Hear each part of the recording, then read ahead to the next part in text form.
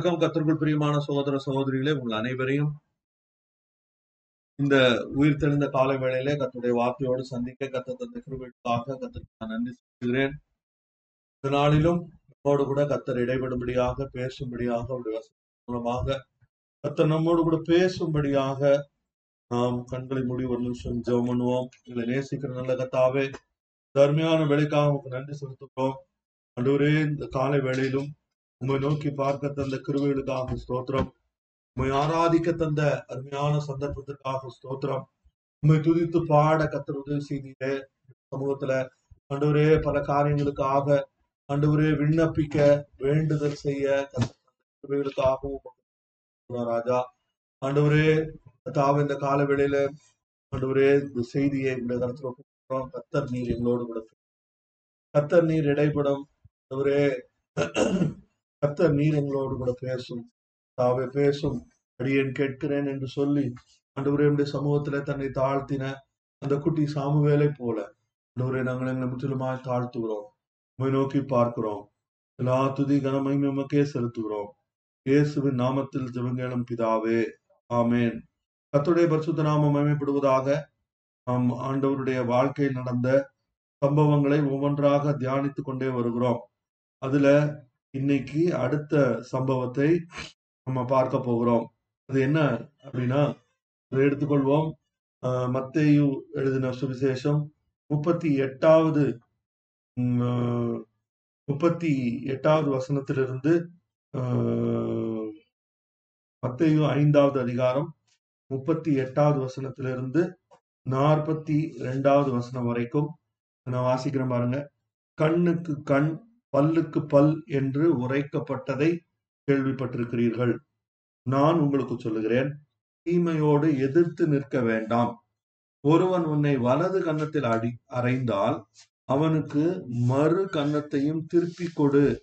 உன்னோட வழக்காடி உன் வஸ்திரத்தை எடுத்துக்கொள்ள வேண்டும் என்று இருக்கிறவனுக்கு உன் அங்கியையும் விட்டுவிடு. ஒருவன் உன்னை 1 மைல் தூரம் வர பலவந்தம் பண்ணினால் அவனோடு 2 மைல் தூரம் போ. உன்னிடத்தில் கேட்கிறவனுக்கு கொடு. உன்னிடத்தில் கடன் வாங்க விரும்புகிறவனுக்கு முகம் கோணாதே என்று சொல்லப்பட்ட இந்த வேத பகுதியிலிருந்து கர்த்தருக்கு சித்தமானால் இன்றைக்கு நாம் தியானிக்க இருக்கிறோம். இயேசு கிறிஸ்துவனுடைய மலை பிரசங்கம் என்பது அவர் செய்த பிரசங்கங்களில் மிகப்பெரிய பிரசங்கமாக எழுதப்பட்டிருக்கிறது. மிக அதிகமான புஸ்தகங்கள் இந்த தலைப்பில எழுதப்பட்டிருக்கிறதை நம்ம பார்க்க முடியும். மிக மிக முக்கியமான இயேசு கிறிஸ்துவனுடைய அவர் சொல்ல வந்த, அவர் வாழ்க்கையில் இந்த உலகத்துல வந்து என்னவெல்லாம் பண்ண போகிறாரோ அல்லது எப்படி அவர் செயல்பட போகிறாரோ எல்லாவற்றினுடைய ஒரு அடித்தளமாக இந்த மலை பிரசங்கம் என்பது காணப்படுகிறது என்பதை நாம் மறந்து போகக்கூடாது. இயேசு கிறிஸ்து வெறுமனே அவர் வாய் சொல்லில் வீரர் அல்ல. அவர் எல்லாவற்றையும் அவர் என்னெல்லாம் சொன்னாரோ அதையெல்லாம் அவருடைய வாழ்க்கையில அவர் செய்து காட்டினவராயிருக்கிறார். ஆண்டவருடைய வார்த்தையின்படி அவர் வார்த்தையை வெறுமனே படித்தவராக மட்டுமல்ல, அந்த வார்த்தையின்படி வாழ்ந்தவராக காணப்பட்டார். கர்த்தருடைய பரிசுத்த நாமம் மகிமைப்படுவதாக. அப்போ அந்த இயேசு கிறிஸ்து அவர் பல காரியங்களை நாம் பேசினதை நம்ம இதுவரைக்கும் பார்த்தோம். அது முதலாவது அந்த மலை பிரசங்கத்தினுடைய ஒரு சாராம்சத்தை நம்ம முதல் வாரத்துல நம்ம தியானித்தோம். அதுக்கப்புறம் அதனுடைய ஒவ்வொரு பகுதியாக தியானித்து வந்திருக்கிறோம். இன்றைக்கு இந்த பகுதிக்கு நம்ம வந்திருக்கிறோம். இந்த வசனம் எப்படி ஆரம்பிக்குது பாருங்க. கண்ணுக்கு கண், பல்லுக்கு பல் என்று உரைக்கப்பட்டதை கேள்விப்பட்டிருக்கிறீர்கள். கர்த்தருடைய பரிசுத்த நாமம் மகிமைப்படுவதாக. இந்த இடத்துல ஒரு விஷயத்தை நம்ம கவனிக்கணும். அது என்னன்னா, இப்போ ஒரு சில வசனங்களுக்கு முன்பதாக போய் நம்ம பார்ப்போம் பாருங்க.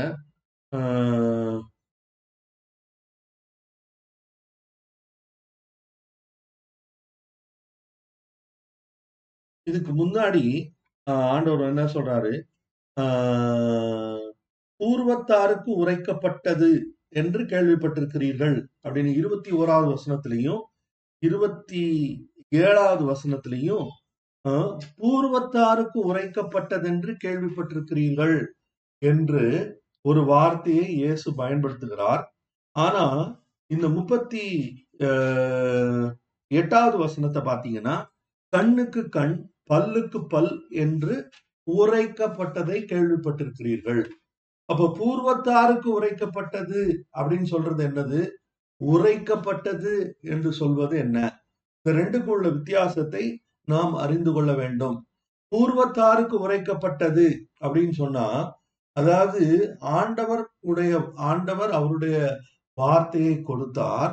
அந்த வார்த்தையை பெற்றுக்கொண்ட ஜனங்கள் அதை என்ன பண்ணாங்க, அவர்கள் தங்களுக்கு வசதியாக அவர்கள் அதை திருத்தி கொண்டனர் அல்லது அதை திருப்பிக் கொண்டனர். ஆண்டவருடைய வார்த்தையினுடைய சாராம்சத்தை நிறைவேற்றாமல் அவர்களுக்கு ஏற்ற வண்ணமாக அதை வணைந்து கொண்டு அதுக்கு அவங்க இன்னும் சொல்ல போனா அவர்கள் தங்களுக்கென ஒரு மதத்தையே உண்டாக்கி விட்டார்கள். அந்த மதத்துக்கும் ஆண்டவருக்கும் சம்பந்தம் கிடையாது.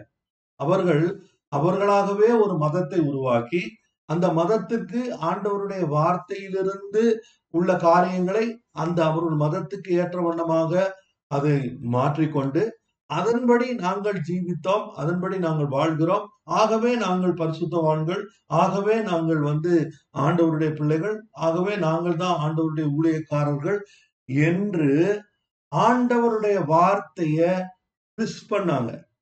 அப்படி சொல்லப்பட்ட காரியங்களை எல்லாவற்றையும் இயேசு கிறிஸ்து அதை மிக தெளிவாக ஃபேஸ் பண்ணி அப்படி இல்லை அப்படின்னு சொல்லி ஆண்டவர் உடைத்து அதை சரி பண்ணி அவர் பேசினதை இதற்கு முன்பதாக பார்த்தோம். ஆனால் இந்த இடத்துல 38வது வசனத்துல ஆண்டவர் கண்ணுக்கு கண் பல்லுக்கு பல் என்று உரைக்கப்பட்டதை கேள்விப்பட்டிருக்கிறீர்கள் அப்படின்னு சொல்றார். அப்படின்னு என்ன அர்த்தம்? இந்த வார்த்தைய அவர்கள் மாற்றவில்லை. கர்த்தருக்கு ஸ்தோத்திரம். இந்த வார்த்தைய அப்படியே லிட்டரலா எடுத்துக்கிட்டாங்க. இப்போ ஆண்டவருடைய வார்த்தையின்படி வாழ்வது என்பது ஆண்டவருடைய வார்த்தைய நம்ம வசதிக்கு ட்விஸ்ட் பண்ணி டர்ன் பண்ணி வாழ்வதல்ல. ஆண்டவருடைய வார்த்தையில் அவர் என்ன சொல்லுகிறாரோ அந்த சொல்லுகிறதை அதனுடைய அந்த சாராம்சத்தை ஆண்டவருடைய அவருடைய குணாதிசயத்தோடு நாம் எடுத்து வாழ்வதுதான் ஆண்டவருடைய விருப்பமே ஒழிய அந்த வார்த்தையை நம்ம இஷ்டத்துக்கு திருப்பிக்கிட்டு அப்படி வாழ்வது என்பது ஆண்டவருடைய நோக்கம் அல்ல.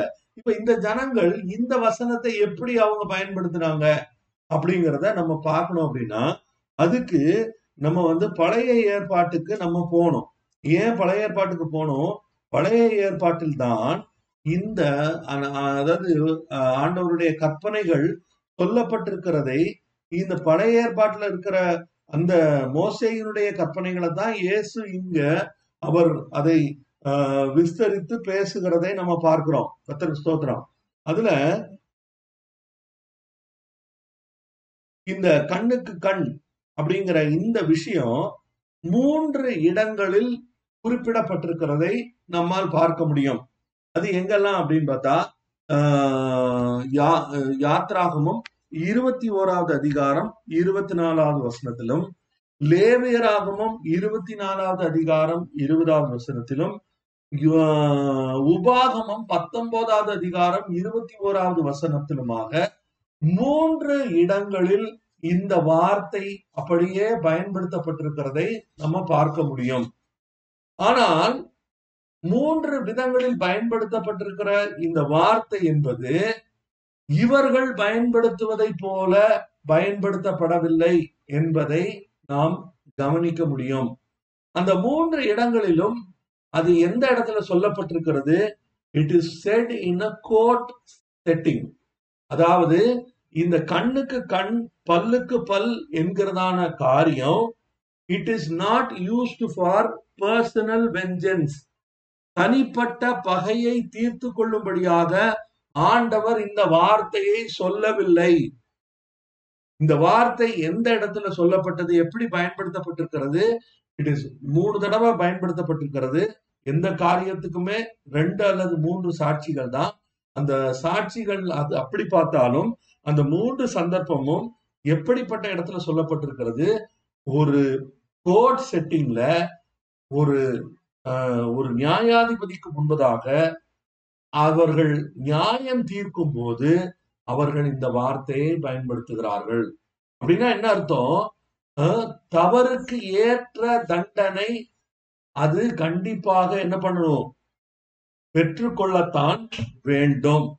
தவறுக்கு ஏற்ற தண்டனையை ஒரு மனிதன் தவறு செய்தால் அவன் தண்டிக்கப்படத்தான் வேண்டும். There is no escape from the consequence of a mistake. கர்த்தருக்கு ஸ்தோத்திரம். அது நம்முடைய வாழ்க்கையின் ஒவ்வொரு பகுதியிலும் அதை நம்மால் உணர முடியும். அதுதான் உண்மை. ஆனால் இந்த ஜனங்கள் என்ன அந்த வார்த்தையை எதுக்கு பயன்படுத்திட்டாங்க? அதை தங்களுடைய சொந்த பகையை தீர்த்து கொள்வதற்கு அவர்கள் இந்த வார்த்தையை உபயோகப்படுத்த ஆரம்பித்தார்கள்.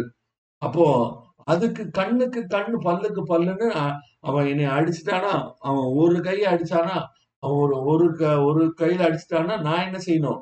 அவனை பதிலுக்கு அதை அடிக்கணும். அது நான் கொடுக்கும்போது எப்படி கொடுக்கணும்? கூட இன்னொரு அமௌண்ட் இன்னொரு பகுதியா கொடுத்தா தான் அவனுக்கு என்ன வரும்? என் மேல பயம் வரும் அப்படின்னு சொல்லி மனிதர்கள் தங்களுடைய தனிப்பட்ட பகையை தீர்த்து கொள்ளும்படியாக இதை உபயோகப்படுத்தினார்கள். ஆனா ஆண்டவர் அப்படி செய்யவில்லை. ஆண்டவருடைய நோக்கமும் அது இல்லை. அப்படி சொல்லும் போது இப்ப அதுக்கு அடுத்த வசனத்தெல்லாம் நம்ம பார்த்தா இன்னும் அது விளங்கும். அது என்ன சொல்றாரு பாருங்க. நான் உங்களுக்கு சொல்லுகிறேன், தீமையோடு எதிர்த்து நிற்க வேண்டாம். ஒருவன் உன்னை வலது கன்னத்தில் அறைந்தால் அவனுக்கு மறு கன்னத்தையும் திருப்பி கொடு. உன்னோட வழக்காடி உன் வஸ்திரத்தை எடுத்துக்கொள்ள வேண்டும் என்று இருக்கிறவனுக்கு உன் அங்கியையும் விட்டு விடு. இப்படி சொல்லப்பட்டிருக்கிறத நம்ம பார்க்கிறோம். இயேசு கிறிஸ்து என்ன சொல்றாரு?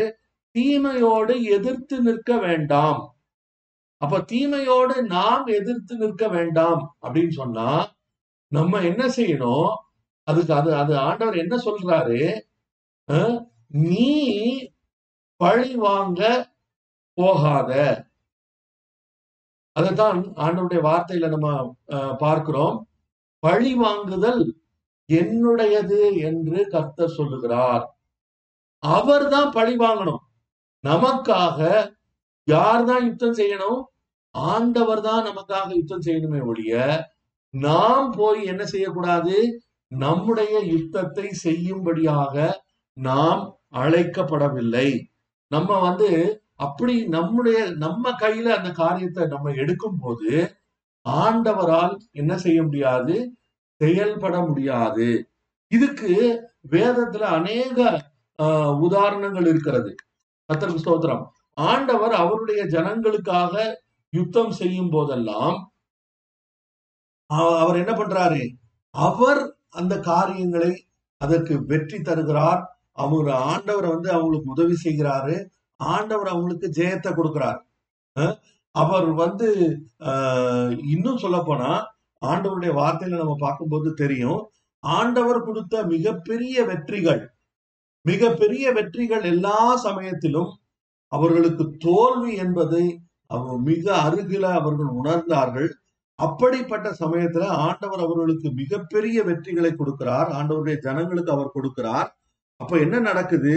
அந்த சமயத்துல எல்லாம் அந்த ஜனங்கள் ஒரு புல்ல கூட கிள்ளி போடல. அப்படின்னு என்ன அர்த்தம்? அவர்கள் ஒன்றுமே செய்யவில்லை. அப்போ நம்முடைய வாழ்க்கையிலும் நம்ம ஒருவேளை ஒரு நெருக்கடியான சூழ்நிலையில நம்ம எப்படி இதுல இருந்து விடுதலை ஆவது என்று தெரியாத ஒரு கடுமையான நெருக்கடியான சூழ்நிலைகளில் போய்கொண்டிருந்தா இப்ப நம்ம செய்யக்கூடியதெல்லாம் என்னது? ஆண்டவரே, என்னால இதை செய்ய முடியாது, என்னால இவ்வளவு பெரிய யுத்தத்தை செய்து ஜெயிக்க முடியாது. நான் என்ன செய்யணும்? எனக்கு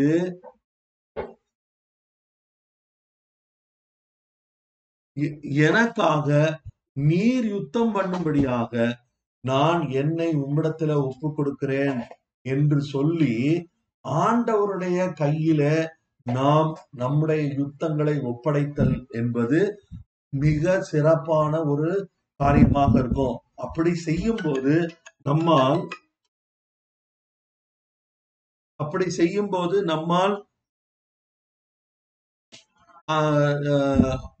ஆண்டவர் நமக்காக கிரியை செய்கிறதை நம்மால் பார்க்க முடியும். கர்த்தருக்கு ஸ்தோத்திரம். ஆகவே அப்போ நம்ம இது ஆண்டவருடைய ஜனங்கள் விடுதலை கொடுத்தது மட்டும் இல்ல, அவருடைய பிள்ளைகள் எப்படி செயல்பட வேண்டும் என்று விரும்புகிறார் என்பதையும் இதுல நம்ம படிக்க முடியும். அதுல ஆண்டவர் என்ன சொல்றாரு?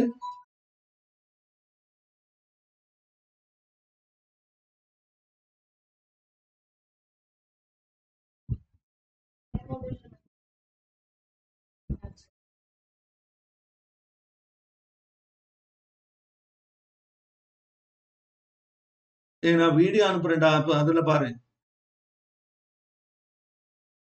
கர்த்தருடைய பரிசுத்த நாமம் மகிமைப்படுவதாக. அப்போ நாம் என்ன செய்ய வேண்டும்? ஆண்டவர் நமக்காக யுத்தம் பண்ணும்படியாக நாம் விட்டு கொடுக்க வேண்டும். இதுக்கு ரொம்ப ஒரு அழகான ஒரு உதாரணம் அப்படின்னு சொன்னா, நம்ம தாவீதுனுடைய வாழ்க்கையில நடந்த சம்பவத்தை நம்ம பார்க்க முடியும். தாவீது அவர் ராஜாவாக அபிஷேகம் பண்ணப்படுகிறான். ஆனா அவன் அடுத்தாப்புல அவனுக்கு உடனே ஒண்ணு ராஜ்யம் கிடைக்கல. அவன் அதுக்கப்புறம் பார்த்தா அவன் கோலியாத்தை கொல்கிறான். அதுக்கப்புறம் சவுலுடைய அரண்மனையில வருகிறான். சவுலுக்காக பல காரியங்களை செய்கிறான். பல யுத்தங்களை வென்று கொடுக்கிறான். அவனுடைய மருமகன் ஆகிறான். அப்போ அவனுக்கு சவுலுக்கு பொறாம வந்துருச்சு. இவன் நம்மள காலி பண்ணிடுவான் அப்படின்னு சொல்லி இந்த தாவீதை துரத்தி கொண்டு வருகிறான். மிகப்பெரிய ஒரு கூட்டத்தோடு அவன் துரத்தி கொண்டு வரும்போது அவனும் தாவீதும் எதிரெதிரான மலைகள் பக்கத்துல நின்று கொண்டு இருக்கிறதான ஒரு சூழ்நிலை வருகிறது.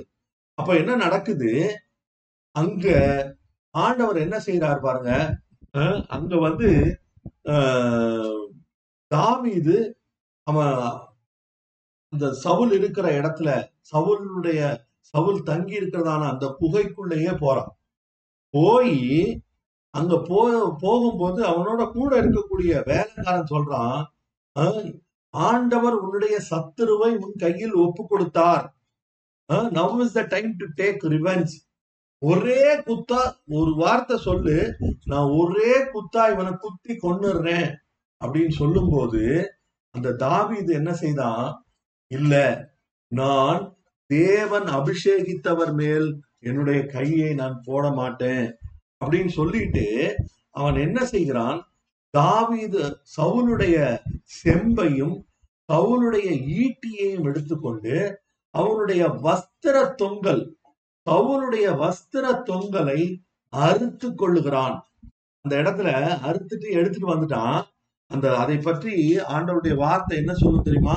அவனுடைய மனது, தாவீதுடைய மனது அடித்து கொண்டது என்று எழுதப்பட்டிருக்கிறது. கர்த்தருக்கு ஸ்தோத்திரம். எப்படி அவனுடைய சத்துரு இவனை கொல்றதுக்காக அவன் துரத்தி அடிக்கிறான். எந்த அளவுக்கு துரத்துறான்? இவன் தன்னால புலம்புறான். எப்படி புலம்புறான்? சவுலே, நீர் ஒரு தெள்ளு பூச்சியோட சைஸ், ரொம்ப சின்ன ஒரு பூச்சி. ஒரு தெள்ளு பூச்சியை கொல்றதுக்கு நீர் இவ்வளோ பெரிய சேனையோடு என்னை துரத்தணுமா அப்படின்னு சொல்லி அவன் அப்படிதான் அவன் ஃபீல் பண்றான். ஆனால் அப்படிப்பட்ட மனிதனுக்கு இருந்த வெளிப்பாடு பாருங்க. அவன் என்ன செய்யறான்? நான் கர்த்தர் அபிஷேகித்தவர் மேல் என் கையை நான் போட மாட்டேன். அவர் எப்படி அவர் யுத்தத்துல மரித்து அவர் அல்லது வியாதிப்பட்டு மரித்தால் நான் ராஜாவானா போதும், நான் ராஜாவாகும்படியாக நான் என்ன செய்ய மாட்டேன்?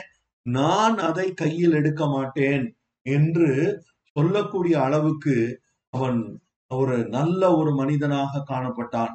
ஆனா அப்படிப்பட்ட அதே தாவீது தான் பின்னாடி என்ன பண்ணா, இன்னொருவனுடைய மனைவியை எடுத்து கொள்ளத்தக்கதாக அப்படிப்பட்ட ஒரு மிகப்பெரிய பிளண்டரும் பண்ணான். சரி, நம்ம அந்த இடத்துக்கு போக வேண்டாம்.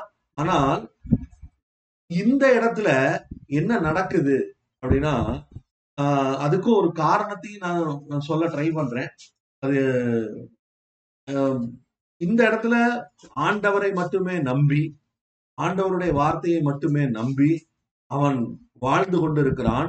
அந்த ஆண்டவருடைய வார்த்தையோடு அவன் நெருங்கி வாழ்கிறபடினால், அவனுடைய வார்த்தை, ஆண்டவருடைய வார்த்தை அவனோட கிரியை செய்கிறபடினால் அவன் என்ன செய்யல, அவன் அவர் அந்த சவுல கொல்ல துணியல. அன்னைக்கு அவன் விரும்பி இருந்தால் அன்னைக்கே கொண்டு அன்னைக்கே அவன் ராஜாவா ஆயிருக்க முடியும். ஆனால் அவன் அப்படி செய்யவில்லை. கர்த்தருக்கு ஸ்தோத்திரம். அதனால்தான் அவனுக்கு, தாவீதுக்கு அப்படிப்பட்ட ஒரு நல்ல சுபாவம் இருந்ததை பார்க்கிறோம். கர்த்தருக்கு ஸ்தோத்திரம். இது மட்டும் இல்ல, இப்ப இதனுடைய இன்னொரு பகுதியை நம்ம பார்க்கணும். அது என்ன அப்படின்னா, எடுங்க, திருப்புங்க,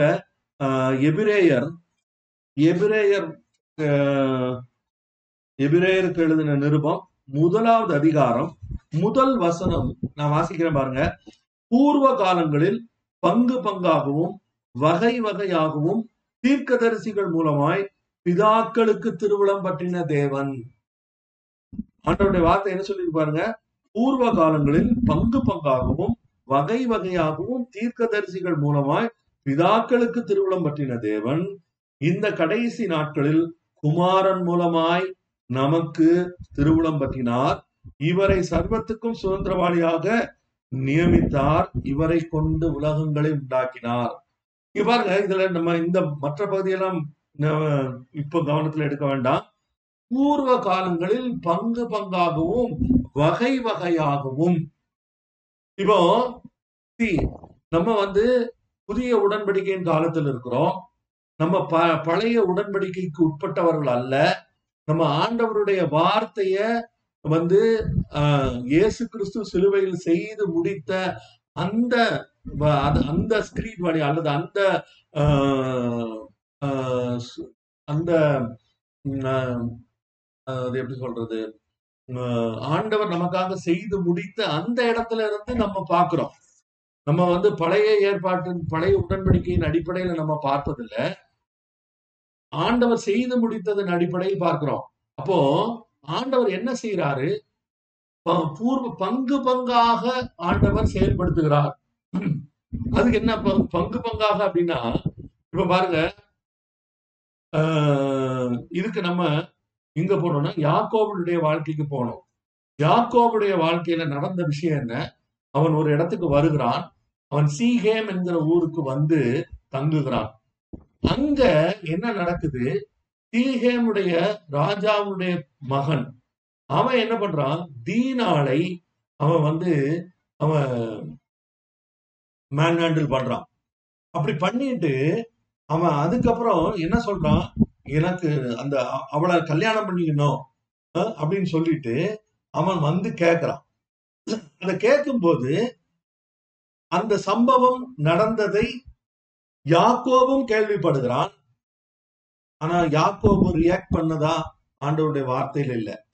ஆனால் அந்த இடத்துல யாரு, சிமியோனும் லேவியும் ரியாக்ட் பண்றத பார்க்கிறோம். அந்த சந்தர்ப்பத்துல என்ன நடந்துச்சு, அவங்க அவங்க கிட்ட ஒரு தந்திரமான ஒரு டீல் போடுறான். என்னது, நான் உங்களுக்கு எங்க பிள்ளைய கொடுக்குறோம், ஆனா கொடுக்கறதுக்கு நீங்க எல்லாரும் என்ன செய்யணும், நீங்கள் விருத்த சேதனம் பண்ணி கொண்டால் மட்டுமே எங்களுடைய பிள்ளைய கொடுக்க முடியும், இல்லைன்னா நாங்க எங்க பிள்ளைய கூட்டிட்டு போயிருவோம் அப்படின்னு சொல்றான். அப்போ அந்த சீகேமுடைய ராஜாவுடைய மகன் என்ன பண்றான், எல்லாரையும் கன்வின்ஸ் பண்றான். இந்த ஆளு, இந்த யாக்கோபு ஒரு மிகப்பெரிய சீமானா இருந்திருக்க வேண்டும், மிகப்பெரிய ஆடுகள் மாடுகள், ஏற்கனவே அவர் அப்பதான் எங்க இருந்து வந்திருக்காரு, லாபான் இடத்திலிருந்து இங்க இருக்காரு, செட்டில் ஆகுறாரு. அப்போ அவனிடத்தில் மிகப்பெரிய மந்தை இருந்தது. அந்த காலத்துல ஆடு மாடுன்னு தான் கரன்சியா இருந்துச்சு, தங்கம் அதுதான் கரன்சியா இருந்துச்சு. சோ அப்ப இவங்களை பார்த்த உடனே இவங்க நம்ம கூட இருந்தா நமக்கு நல்லது நினைச்சிட்டு அவன் என்ன பண்றான், அந்த இளவரசன் எல்லாரையும் சம்மதிக்க பண்ணுகிறான்.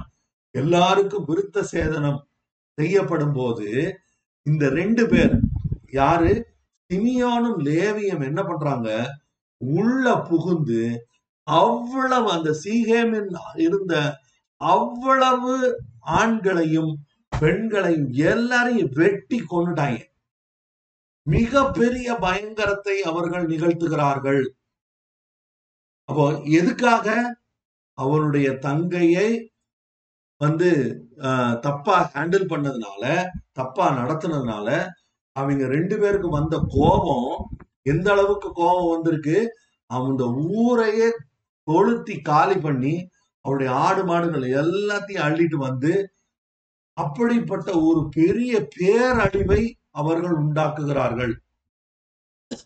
அதுல இருந்து அடுத்தாப்புல ஆண்டவர் அதுக்கப்புறம் மோசேக்கு என்ன சொல்றாரு, எப்பா நீ என்ன செய்யக்கூடாது, ஒரு ஒரு சின்ன தப்புக்கு ஊரையே பழி வாங்குற அந்த மாதிரி நீ பண்ணக்கூடாது.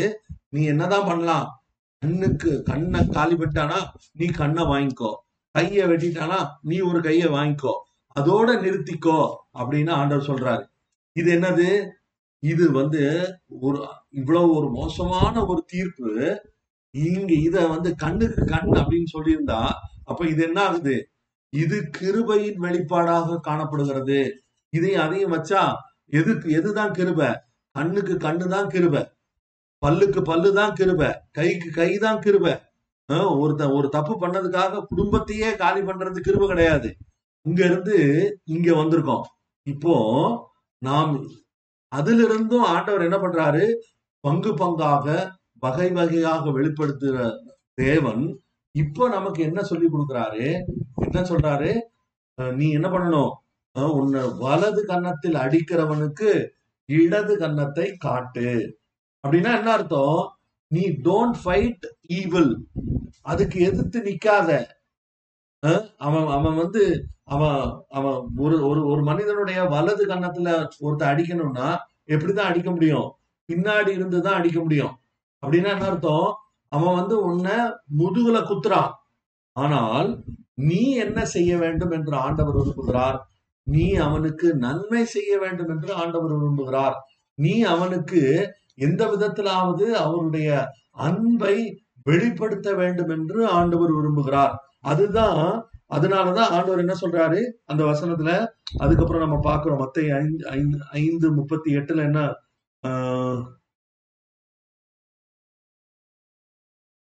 அதுல அடுத்தது என்ன பாக்குறோம் பாருங்க,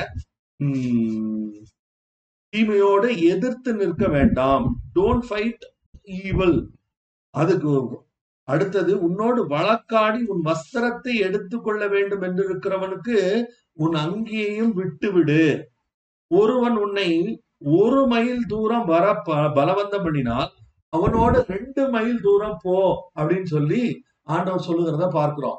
இந்த 1 மைல் தூரம் பிரயாணம் 2வது மைல், இந்த 2வது மைல் தான் நிறைய பேருக்கு பெரிய பிரச்சனையா இருக்கு. இந்த 1 மைல் தூரம் அப்படிங்கிறது என்னது அப்படின்னா, அந்த காலத்துல ரோம சாம்ராஜ்யம், இயேசு வாழ்ந்த காலத்துல ரோம சாம்ராஜ்யம் இருந்தது.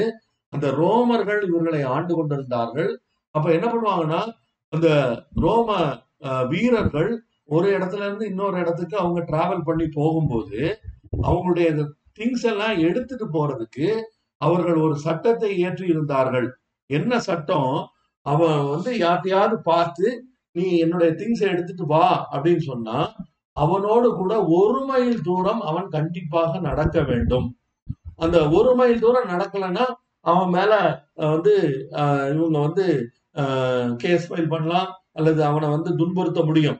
ஆனா அவன் சொன்ன உடனே கீழ்ப்படிஞ்சு வந்துட்டான்னா 1 மைல் தூரம் வந்தா போதும், அதுக்கப்புறம் அவன் போகணும்னு அவசியம் இல்லை.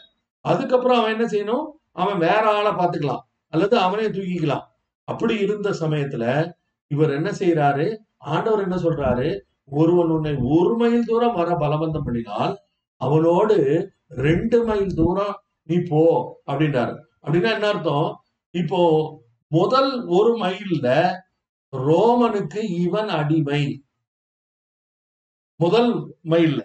ஆனா இப்ப 2வது மைல் 1 மைல் முடிஞ்ச உடனே அதுக்கப்புறமும் இவன் தூக்கிட்டு வரான் அப்படின்னா, அப்போ இந்த தூக்கி கொண்டு வருகிற இவனுக்கு அந்த ரோம வீரன் அடிமையாகி போகிறான். அவனுக்கு அவனை ஃபோர்ஸ் பண்ண முடியாது. ஆனால் ஃபோர்ஸ் பண்ண முடியாட்டா கூட அவன் என்ன பண்றான், அவன் இவனுக்கு உதவி செய்கிறத பார்க்கும்போது அப்போ அவனுக்கு என்ன பண்ணும், அவனுடைய நெஞ்சமெல்லாம் குறுகுறுக்கும். ஐயோ, நம்ம இவனை இப்படி பாடுபடுத்திட்டோமே, இவன் நமக்கு நன்மை செய்யறானே அப்படின்னு சொல்லி அவனை அது என்ன பண்ணும், அது துக்கப்படுத்தும். கர்த்தருக்கு ஸ்தோத்திரம். இப்போ ஆண்டவருடைய பிள்ளைகளாகிய நாம் கூட நம்ம என்ன செய்யணும், we should be ready to go the second mile. அது அது எல்லா சமயத்திலையும் இல்ல, எப்பவுமே அது அவ்வளவு கம்ஃபர்டபுளான ஒரு விஷயம் கிடையாது. அது ஒரு சிரமமான ஒரு காரியம். ஆனால் ஆண்டவருடைய கிருபையினால் ஆண்டவரை விசுவாசிக்கிற ஜனங்களுக்கு ஆண்டவர் என்ன பண்றாரு, அந்த கிருபையை கொடுக்கிறார், நம்மை நடத்துகிறார். அதுலயும் பாருங்க, அடுத்தது 42வது வசனத்துல எப்படி சொல்லப்பட்டிருக்கிறத பார்க்கிறோம்.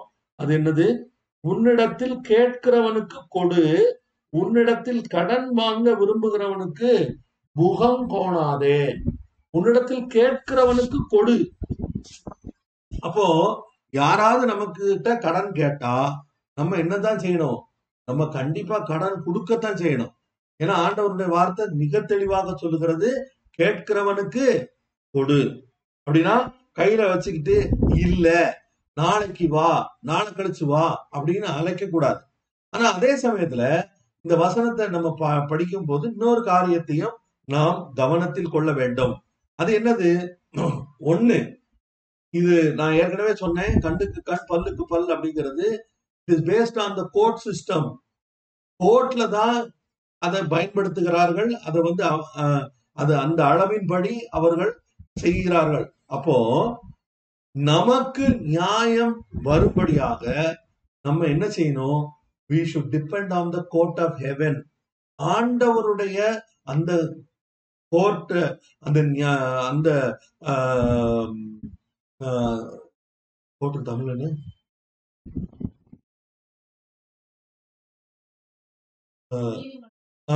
ஆண்டவருடைய நீதிமன்றத்தை மட்டுமே நாம் நம்பி இருக்க வேண்டும். அப்படின்னா என்ன அர்த்தம், ஆண்டவர் கையில கொடுத்துட்டு, ஆண்டவரே நீர் எங்களுக்காக நீதி செய்யும், நீர் எங்களுக்கு உதவி செய்யும், நீர் எங்களுக்காக கிரியை செய்யும். நான் என்னுடைய திறமைய, என்னுடைய என்னுடைய என்னுடைய திறமைய, என்னுடைய ஃப்ரெண்ட்ஸ, என்னுடைய எபிலிட்டிஸ நான் நம்ப மாட்டேன். எனக்காக நீர் கிரியை செய்ய வேண்டும் என்று ஆண்டவரிடத்தில் ஒப்பு கொடுத்தல் என்பது முதல் காரியம். அதுக்கு அடுத்த காரியம் என்ன அப்படின்னா, கடன் கேட்கிற விஷயத்துல நம்ம என்ன செய்ய முடியாது, கடன் கேட்கறவனுக்கு கொடுக்கணும்.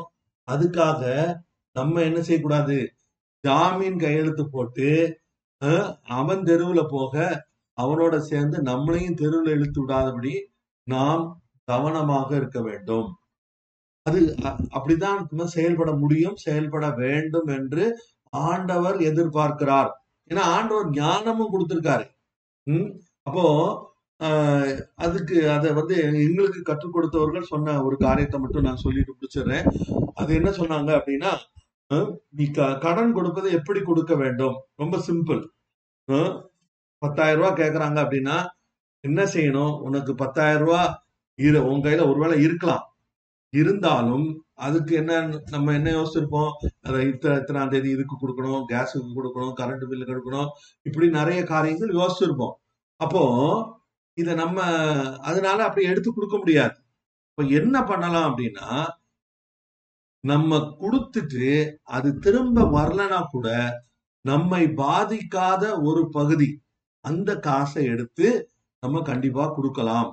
அப்படின்னு என்ன அர்த்தம், என் கையில ஒரு 2,000 ரூபாய் இருக்கு, இந்த 2,000 ரூபாய் என்கிட்ட இல்லைனாலும் பரவாயில்ல, என்னால சமாளிக்க முடியும் அப்படின்னு இருந்தா, அந்த 10,000 ரூபாய் கேட்டவனுக்கு என்ன சொல்லணும், ஐயா நீ கேட்ட, ஆனா என்னால இவ்வளவுதான் முடியும், நீ இத கொடு, எப்படி எப்பவும் கொடு, உனக்கு எப்ப வசதியோ அப்போ நீ திரும்ப கொடு அப்படின்னு சொல்லிட்டு கொடுத்துட்டு நீங்க என்ன பண்ணணும், அவனை மறந்துடணும்.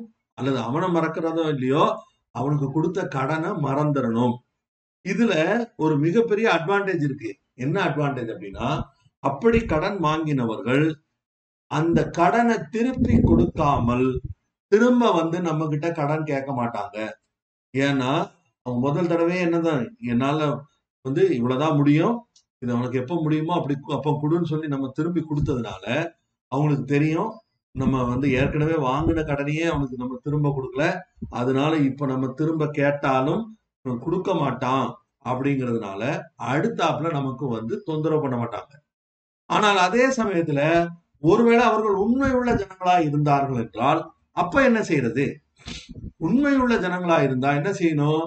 2000 ரூபாய வாங்கிட்டு போனவன் ஒரு மாசமோ 2 மாசமோ கழிச்சு ஞாபகமா வந்து, அண்ணே தேங்க்ஸ், நீங்க கொடுத்தீங்க, சரியான நேரத்துல உதவி செஞ்சீங்க, ரொம்ப நன்றி, நாங்க உங்க பணம் திரும்ப கொடுத்தால் நம்ம என்ன செய்யலாம்? அதை நம்ம மனசுல குறிச்சு வச்சுக்கணும்.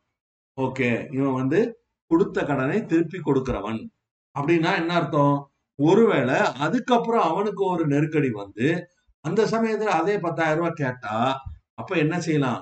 இந்த 2000 ஒருவேளை கூட ஒரு 1000 ரூபாயை சேர்த்து கொடுக்கலாம். அந்த பணமும் திரும்ப வந்தால் அப்படி அந்த நம்பகத்தன்மையை வளர்த்து கொள்ள வேண்டுமே தவிர நம்ம என்ன செய்யக்கூடாது? கேட்கிறவனுக்கெல்லாம் எடுத்து கொடுத்துட்டு நம்ம தெருவுல வந்து நிக்கிற மாதிரி இருக்கக்கூடாது. அது ஆண்டவருடைய சித்தம் அல்ல. நம்ம என்ன செய்யணும்?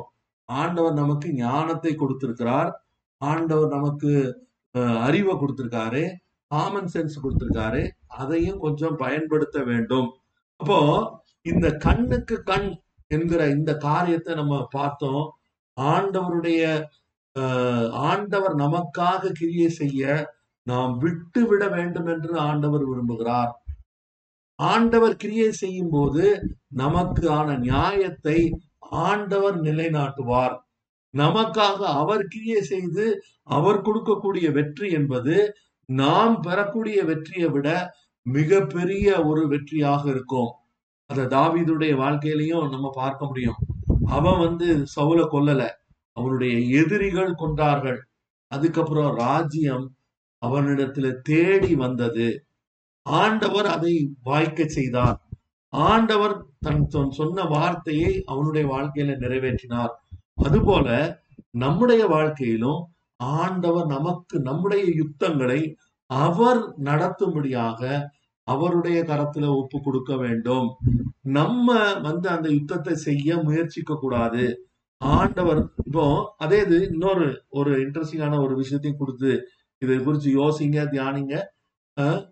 நமக்கு எல்லாருக்கும் தெரியும், கிரஹாம் ஸ்டெயின்ஸ் அவருடைய 2 பிள்ளைகள் பசங்க அவங்க ஒரிசாவில அவருடைய ஜீப்ல வச்சு தீய வச்சு உயிரோட கொளுத்திட்டாங்க. அந்த அப்படி கொன்ற அந்த மனிதர்களுக்கு சட்டம் என்ன பண்ணுச்சு? தண்டனை கொடுத்தது. ஆனா அந்த அவருடைய கிரஹாம் ஸ்டெயின்ஸ் உடைய மனைவி, அவருடைய மகள், அவங்க 2 பேரும் என்ன சொன்னாங்க அப்படின்னா, பின்னாடி நாங்கள் அவர்களை மன்னிக்கிறோம், அவர்களை நாங்கள் மனப்பூர்வமாக மன்னிக்கிறோம், அவர்கள் செய்வதை இன்னதென்று அறியாது செய்து விட்டார்கள் அப்படின்னு சொல்லி இயேசு கிறிஸ்துவனுடைய அந்த மாதிரியை அவர்கள் தங்களுடைய வாழ்க்கையில பிரதிபலித்தார்கள். சரி, இப்போ now is the time for thinking. என்னது? அவர்கள் மன்னித்ததன் நிமித்தமாக அவர்களை அரசாங்கமும் மன்னிச்சு அவங்களே மன்னிச்சிட்டாங்க, அதனால நாங்களும் விட்டுறோம் அப்படின்னு விடலாமா? விட்டால் அது சரியாக இருக்குமா? இதை வந்து யோசிங்க, தியானிங்க. கர்த்தருக்கு ஸ்தோத்திரம். ஆனா ஆண்டவருடைய வார்த்தை என்ன சொல்லுது? அப்படி அப்படி விட முடியாது, அப்படி விட முடியாது. ஏனென்றால் இவர்களுக்கு மன்னிக்கிறதுக்கு 100% உரிமை இருக்கு. ஆனால் அவர்களை தண்டிப்பதற்கு அவர்களுக்கு என்ன இல்லை? உரிமை இல்லை.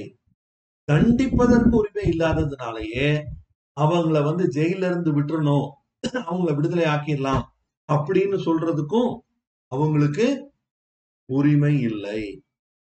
அப்படின்னா என்ன அர்த்தம்?